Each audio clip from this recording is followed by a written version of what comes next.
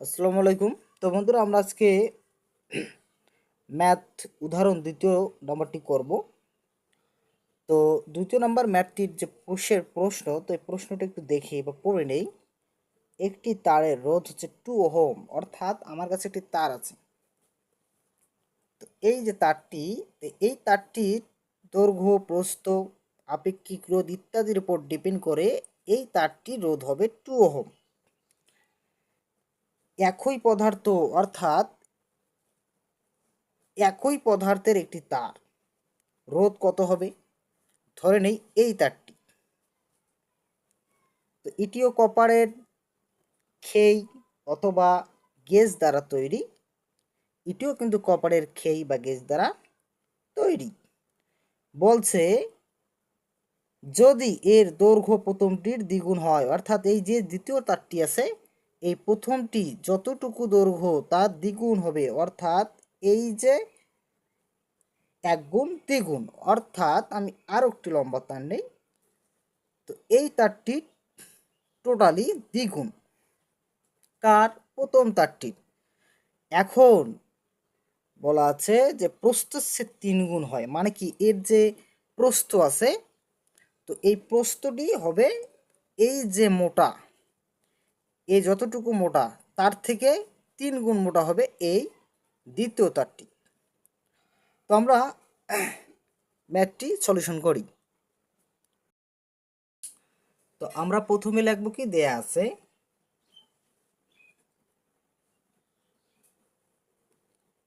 আছে আমার কি কি দেয়া থাকবে? অবশ্যই দৈর্ঘ্য থাকবে। তাহলে দৈর্ঘ্য, যেহেতু তার আমার দুইটা, দেখেন একটি তার আর একটি তার, এই তারটি দ্বিগুণ দৈর্ঘ্য হচ্ছে এই দ্বিতীয় তারটি, আর এই তারটির যে প্রস্থ আছে তার 3 গুণ হবে এই দ্বিতীয় তারটির প্রস্থ। তাহলে এই তারটির রোধ কত হবে?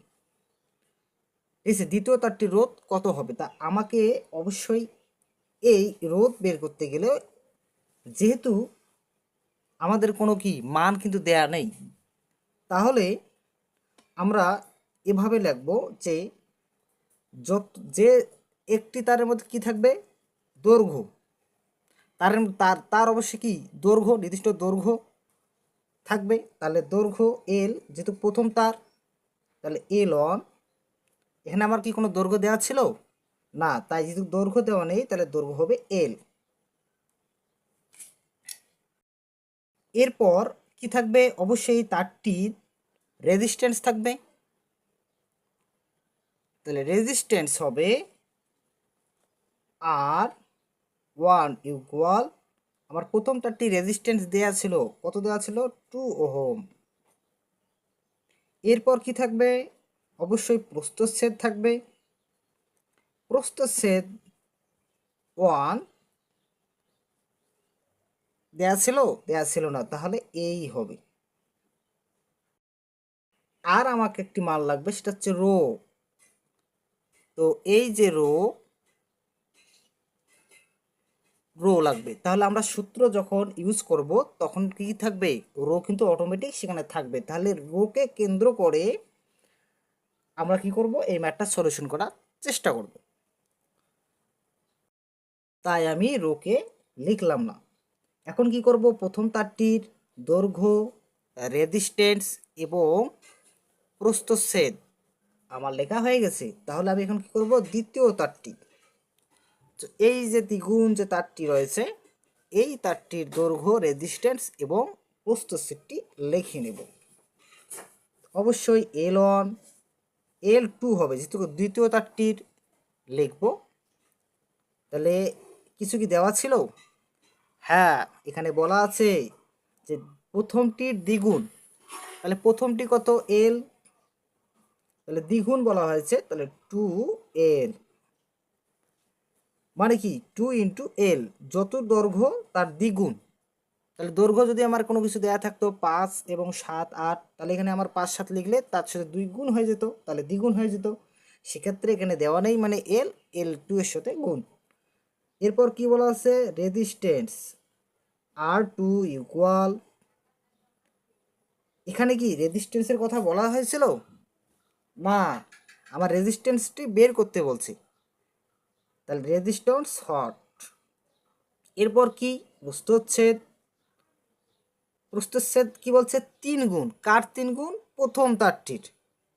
এই তারটির 3 গুণ হচ্ছে এই যে দ্বিতীয় তারটি। প্রথম এই যে এর যে প্রস্থচ্ছেদ আছে এর কিন্তু 3 গুণ হবে এই যে দ্বিতীয় তারটি। প্রথম তারটির 3 গুণ হবে এই দ্বিতীয় তারটি। তাহলে প্রথম তার এখানে কত ছিল? এ। তাহলে দ্বিতীয় তারটি হবে 3 গুণ, তাহলে 3 গুণন, আচ্ছা গুণন ইন্টু দিলাম গুণন এ। এখানে যদি প্রস্থচ্ছেদ 5, 6, 8, 10 থাকতো সেক্ষেত্রে এখানে 5, 10, 8 বসে 3-এর সাথে গুণ হয়ে যেত, তাহলে গুণ হওয়ার পরে কি হবে? সেটা 3 গুণ হয়ে যেত। এক্ষেত্রে নেই মানে এর সাথে গুণ মানে 3 গুণ প্রস্থচ্ছেদ। আমাদের দেয়া আছে সম্পূর্ণ লেখা শেষ। এখন আমরা কি করব? সরাসরি ম্যাথে চলে যাব। তো আমরা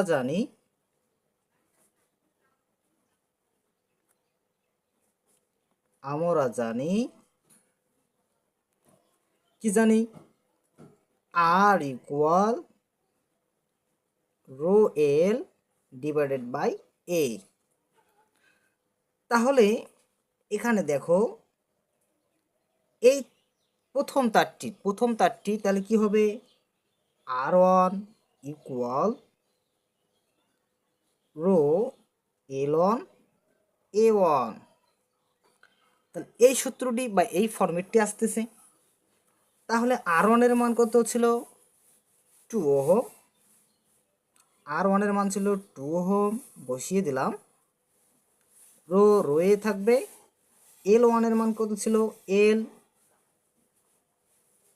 এবং এর মান কত ছিল? অর্থাৎ এই যে A1 এর মান আমরা এখানে কত লিখছিলাম? এ বসিয়ে দিলাম। তাহলে অতএব rho L divide by A equal 2 ohm. প্রথম তারটির ক্ষেত্রে আমি এটাকে ব্র্যাকেটের মধ্যে লিখে দিলাম বোঝানোর সুবিধার্থে। এবার কি করব? দ্বিতীয় তারটি, এবং দ্বিতীয় তারটির ফরম্যাটটা কি আসে আসলে? যে R2 ইকুয়াল রো L2, তারপর হচ্ছে A2। R2 যেহেতু আমরা বের করব সেক্ষেত্রে এখানে R2 এ থাকবে, কারণ প্রশ্ন আমার কি বলা আছে?